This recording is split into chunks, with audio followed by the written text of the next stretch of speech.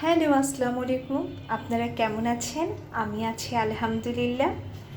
দেখুন আজকে আমি কী রান্না করেছি। আমি মাংস খিচুড়ি রান্না করে ফেলেছি। বৃষ্টির দিন খিচুড়ি না খেলে কি চলে?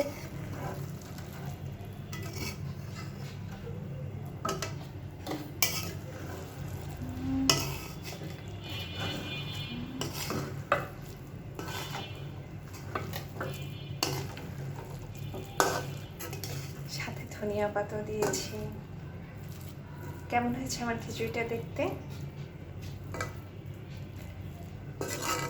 এই ধনিয়া পাতার জন্য খিচুড়িটা কিন্তু বেশি ভালো লাগবে। বৃষ্টির দিনে কে কে খিচুড়ি খেতে পছন্দ করেন? সাথে এখন খিচুড়ি বসিয়ে দিন, হয়ে যাবে। আর সাথে থাকবে কি জানেন? টেস্টি ডিম ভাজা, ধনিয়া পাতা, কাঁচা মরিচ, তারপর শুকনা মরিচ, পেঁয়াজ দিয়ে সুন্দর করে ডিম করে রেখেছি। যখন আমি খাবো খিচুড়িটা তখন গরম গরম ডিম ভেজে দেব। বলেন তো আমার খাবারটা কেমন হবে?